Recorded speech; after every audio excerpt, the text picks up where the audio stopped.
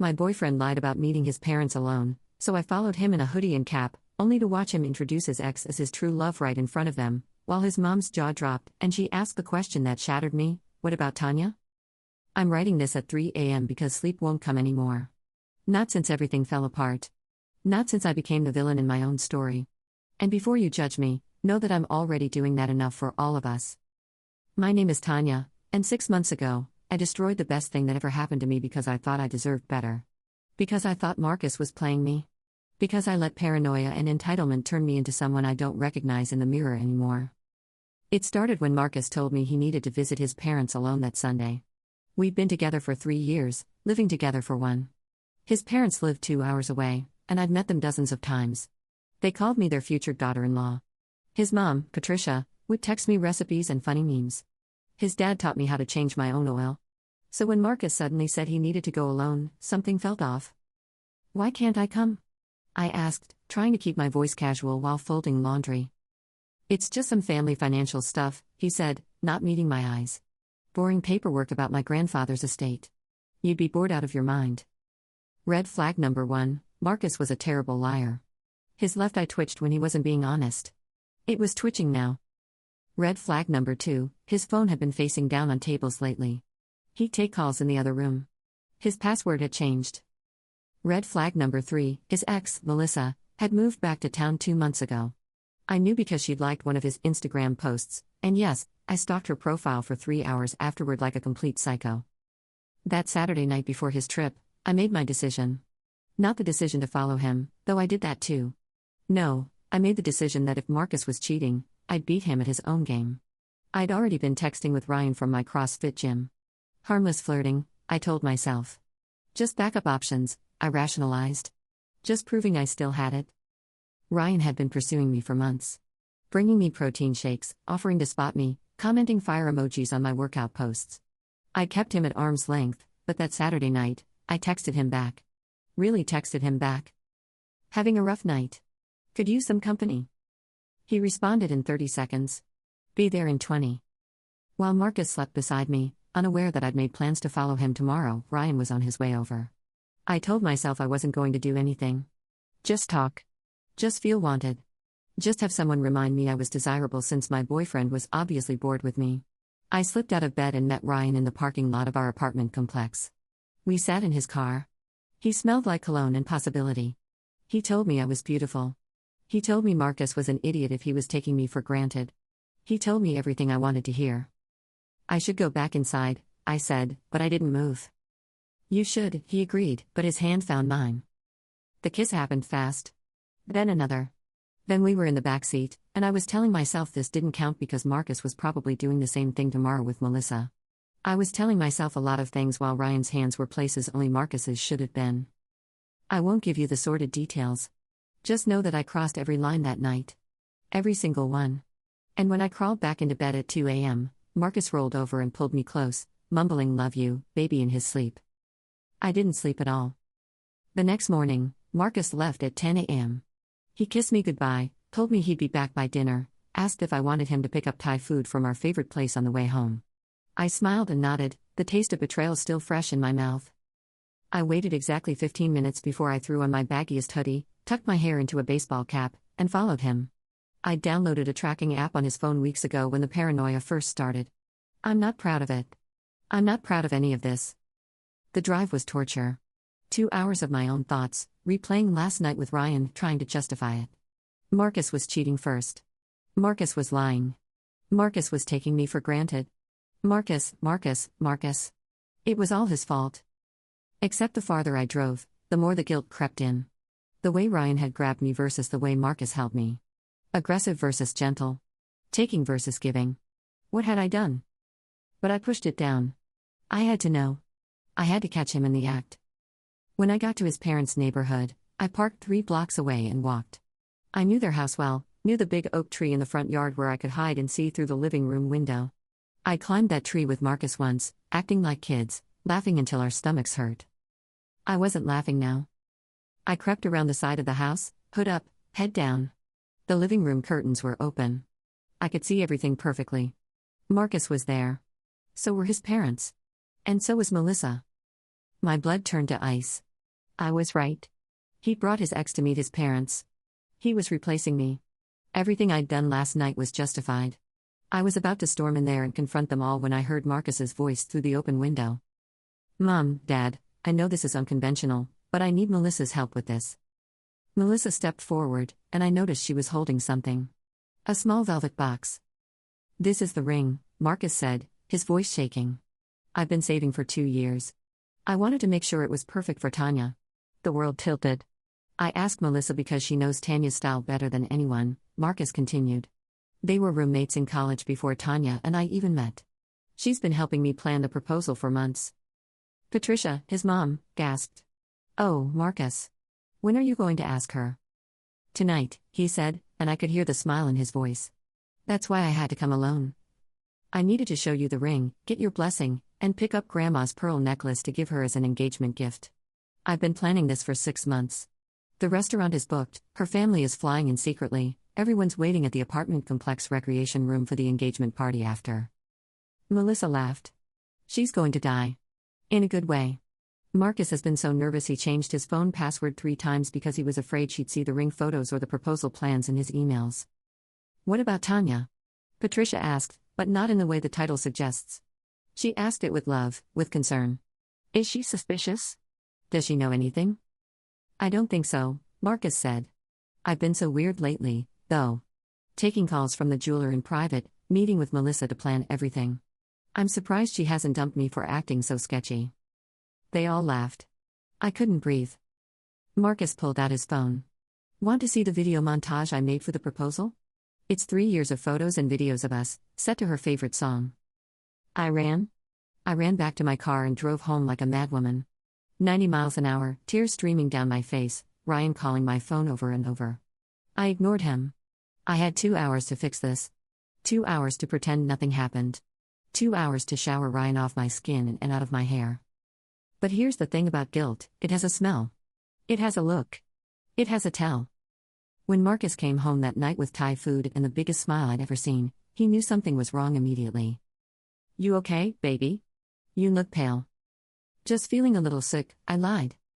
Oh no, do you want to skip dinner? We can just stay in and watch Netflix. No, I said too quickly. I mean, no, let's go out.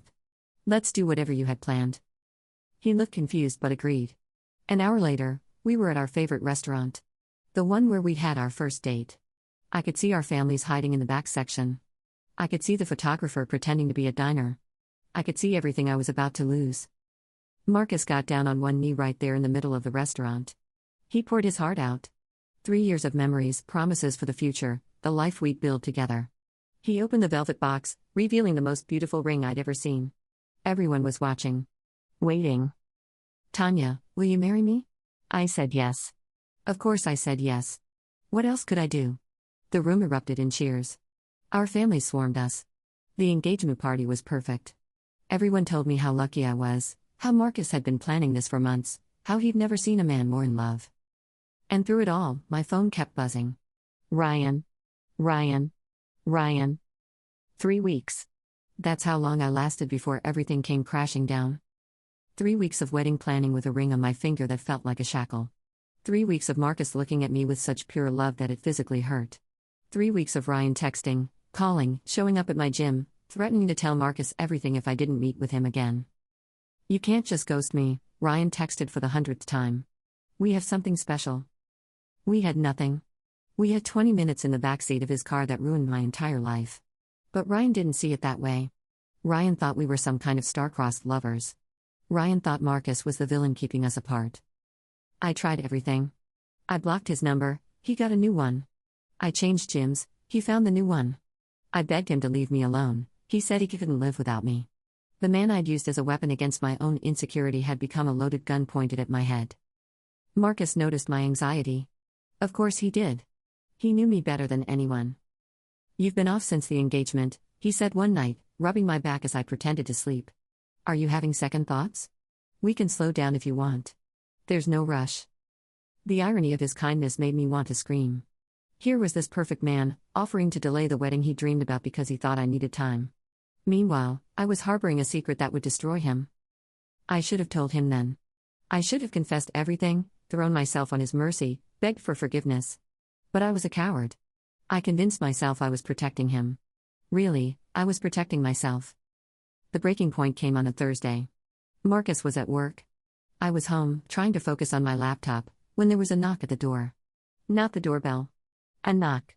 Soft, almost polite. I looked through the peephole. Ryan. Please, he called through the door. I just want to talk. 5 minutes. Go away, I hissed. Marcus will be home soon. No, he won't. He's in a meeting until 6. I know his schedule. That should have terrified me more than it did. The fact that Ryan was stalking not just me but Marcus too. But all I felt was tired. So tired. I opened the door but kept the chain on. You have 2 minutes. I love you, he said immediately. I've loved you since the first day you walked into that gym. That night in my car wasn't a mistake. It was fate. It was a mistake, I said firmly. The biggest mistake of my life. I was upset. I thought Marcus was cheating. I was wrong about everything. But you weren't wrong about us. There is no us. Then why won't you look me in the eye? I made the mistake of meeting his gaze. Ryan wasn't traditionally handsome, not like Marcus. But he had this intensity, this way of making you feel like you were the only person in the world. It's what had drawn me in that night. It's what scared me now. I'm engaged, I said weakly. To the wrong man. To the man I love. The man you cheated on. The words hung between us like a blade. Because that's what it came down to, wasn't it? I had cheated. No matter my reasons, no matter my paranoia, no matter my justifications. I had cheated on the man who was planning to propose to me while he was sleeping beside me, trusting me, loving me. Please, I begged. Please just leave us alone. I made a mistake. Don't make Marcus pay for it. Ryan's face changed then. The intensity shifted from passion to something darker. If you don't meet me tomorrow night, I'm telling him everything. I have screenshots of your texts. I have other proof from that night. My blood ran cold. What kind of proof? He smiled, and it was cruel. The kind that would make a nice attachment to an email. 8 o'clock. The coffee shop on 5th. Don't make me do something we'll both regret. He left, and I slammed the door, sliding down it until I was sitting on the floor. Other proof. What did that mean? Had he recorded something? Taken photos while I wasn't aware? The thought made me physically ill. I threw up 3 times before Marcus came home. He found me on the bathroom floor, held my hair back, brought me water and crackers. He called in sick the next day to take care of me, not knowing I wasn't sick from a stomach bug but from the poison of my own choices. I hate seeing you like this, he murmured, stroking my hair as we lay in bed. Is it wedding stress? We can elope if you want. Just you and me on a beach somewhere. Every kindness was a knife. Every gentle word was salt in the wound. I wanted to tell him so badly, but Ryan's threat hung over me. Whatever proof he had, I couldn't let Marcus see it. It would be one thing to hear about my betrayal. It would be another to see evidence of it. So I met Ryan the next night. I told Marcus I was going to a wedding planning appointment with my mom. Another lie on top of the mountain of lies. Ryan was already there when I arrived, sitting in a corner booth with 2 coffees. One with oat milk and extra shot, exactly how I liked it. The presumption of it made me angry. Stop this, I said, not even sitting down. Whatever you think this is, stop it. Sit down, Tanya. People are staring. They were. The coffee shop was crowded, and my raised voice had drawn attention. I sat, hating myself for it. I know you feel it too, Ryan started. The connection between us. I feel nothing but regret. Liar. I'm getting married in 3 months. No, you're not. The certainty in his voice was chilling. What does that mean? He pulled out his phone, started scrolling. I've been thinking about the best way to handle this. I could send Marcus everything, but that just makes me the bad guy. Or I could let him find out more naturally. Ryan, please. He showed me his phone screen. It was an Instagram post, already typed out but not posted. A photo of me from that night, clearly in his car, my engagement ring visible on my finger. The caption read, when you know, you know. Hashtag true love, hashtag worth the wait, hashtag complicated. But worth it. You wouldn't. I would. I will. Unless you call off the engagement. You're insane. I'm in love. And I know you feel something too. You came to me that night. You kissed me back. You wanted it as much as I did. I wanted to hurt Marcus because I thought he was hurting me. The words exploded out of me. I was wrong, I was stupid, I was petty and vindictive, and I used you. Is that what you want to hear? I used you. His face crumpled for a moment before hardening again. You don't mean that. I do. God, I do. I don't love you. I don't even like you. You were just there. Available. Willing. Any guy would have done. It was cruel. Crueler than I'd ever been to anyone. But I needed him to hate me. I needed him to leave. Instead, he laughed. Nice try. But I know you're just scared. Scared of how powerful this is between us. I stood up to leave, but he grabbed my wrist. Not hard, but firm enough to make his point. 1 week, he said. You have 1 week to call off the engagement. Or I tell him everything. And Tanya? I have video. I yanked my hand away and ran out of the coffee shop. In my car, I called in sick to work for the next day. Then I drove to my parents' house and told them I had the flu. I needed to be somewhere Marcus wouldn't look for me. I needed to think. But there was nothing to think about.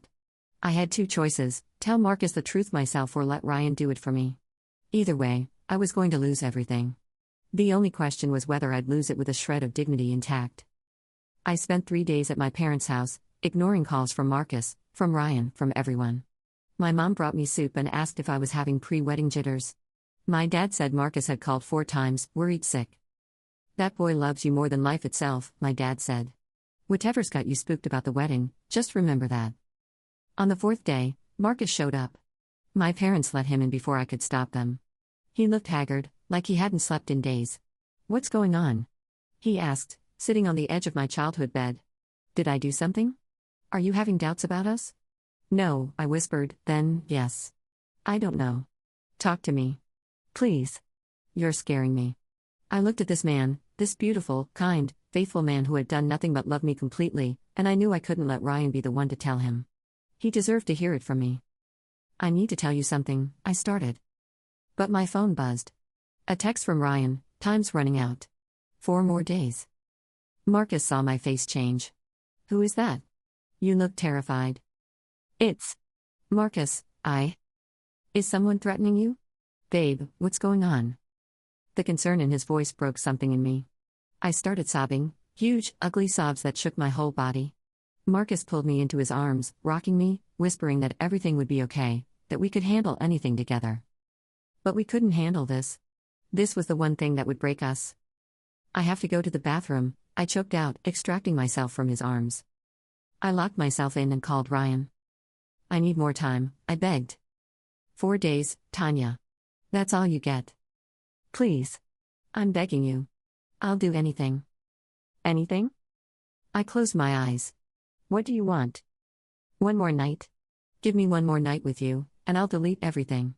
You can marry your precious Marcus and pretend I never existed. The trap was obvious. 1 more night would turn into blackmail forever. But I was desperate, not thinking clearly. Okay, I whispered. Tomorrow night. Same place as last time. I hung up and went back to my room. Marcus was still there, still worried, still perfect. I'm okay, I lied. Just wedding stress. You were right. Maybe we should elope. He smiled, relieved. Whatever you want, baby. I just want you to be happy. I didn't meet Ryan the next night. Instead, I did the hardest thing I've ever done in my life. I sat Marcus down in our living room, turned off both our phones, and told him everything. I watched his face change as I spoke. Watched the love drain from his eyes like water from a broken glass. Watched his hands, which had been holding mine, slowly pull away until he was sitting as far from me as the couch would allow. Say something, I begged after I'd finished. He was silent for so long I thought he might never speak again. When he finally did, his voice was flat, emotionless. The night before I proposed. Marcus. The night before I proposed to you, while I was sleeping next to you, you were with another man. I thought you were cheating. I thought. So you decided to actually cheat? I know it doesn't make sense. It makes perfect sense. You showed me exactly who you are. Those words hurt more than anything else he could have said. Because they were true. I had shown him who I was, and it was someone neither of us recognized. He stood up, walked to our bedroom. I followed, watched him pull a suitcase from the closet. Please, I said. We can work through this. Couples therapy, whatever you need. He laughed, but there was no humor in it. Couples therapy? Tanya, you were being blackmailed by the man you cheated with. You were going to meet him again. To protect you. I didn't want you to see whatever he had. Stop. He held up his hand. Just stop. Every word you say makes it worse. He packed methodically, taking only what he needed. I stood in the doorway, sobbing, begging, making promises I knew I couldn't keep. He walked past me like I wasn't there. What about the wedding? I asked desperately. What do I tell everyone? He paused at the front door.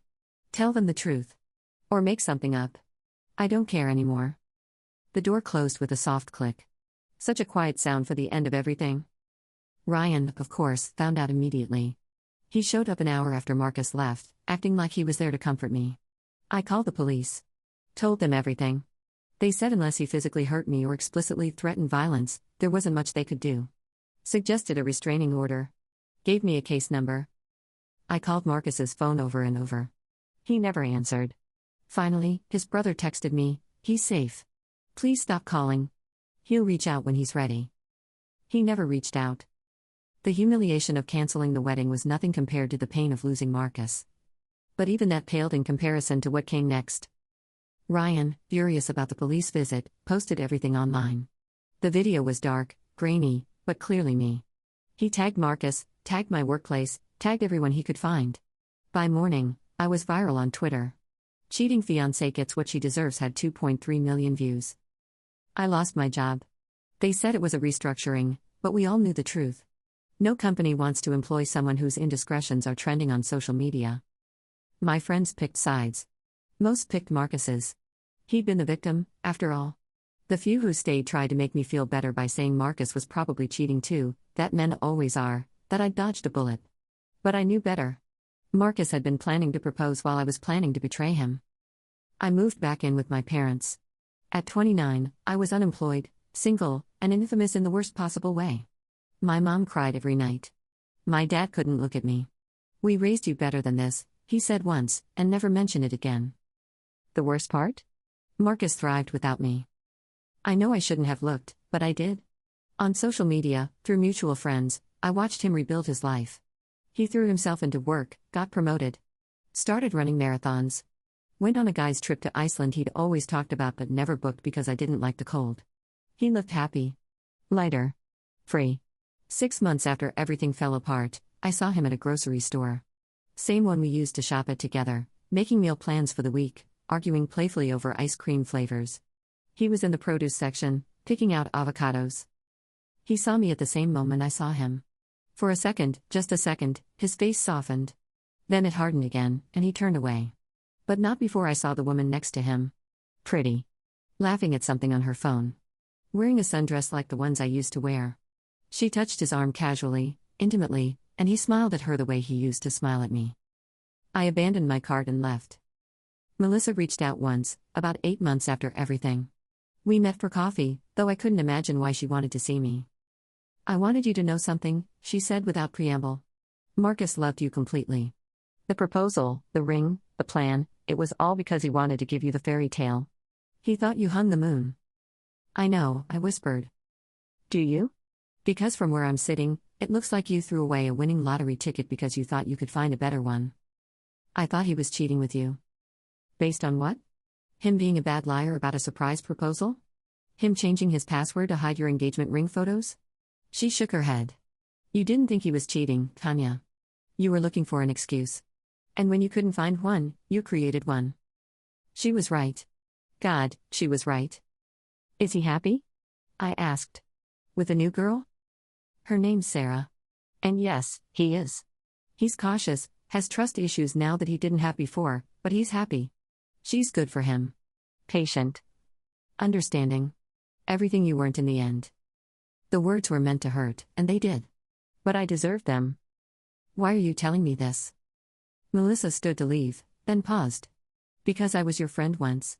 And I want you to understand that what you lost wasn't just a relationship. You lost a man who would have moved mountains for you. You lost a family who loved you like their own. You lost a future that was already written in the stars. And for what?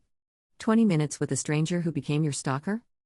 She left me sitting there with the truth of it. It's been a year now. Ryan finally stopped contacting me after multiple restraining order violations landed him a brief jail stint. I have a new job in a new city where no one knows my story. I go to therapy twice a week. I'm trying to become someone who wouldn't do what I did. But late at night, when I can't sleep, I think about that tree in Marcus's parents' front yard. How we climbed it together, laughing, happy, whole. How I hid behind it to spy on the man who was planning his whole life around me. How one moment of petty vindictiveness destroyed everything good I'd ever have. Marcus's mom unfriended me on Facebook, but not before sending me one last message: I hope someday you understand what you threw away. He would have loved you through anything. Anything but this. She was right. He would have loved me through sickness and health, rich or poor, better or worse. Every traditional vow would have been kept. But there's no vow for surviving betrayal on the eve of beginning forever. I know now what I didn't know then: trust isn't just about being faithful. It's about having faith. Faith that the person you love isn't deceiving you, even when things seem suspicious. Faith that there's an explanation for the distance, the secrecy, the changes. Faith enough to ask questions instead of seeking revenge. I had no faith. So now I have no Marcus. The last time I Googled him, I found a wedding announcement. Marcus and Sarah. A small ceremony in Iceland, of all places. The photo showed them laughing in the snow, her in a white coat, him in the sweater I'd bought him 3 Christmases ago. They looked radiant. Frozen in a moment of pure joy. I printed the announcement. Not to torture myself, though it does. I keep it as a reminder. A warning. A cautionary tale I tell myself every day. This is what happens when you mistake a blessing for betrayal. When you choose destruction over discussion. When you let paranoia poison paradise. This is what happens when you become the villain in your own love story. I was the woman who had everything and threw it away for nothing. I was the bride-to-be who chose revenge over trust. I was the fool who destroyed a throne to sit in ruins.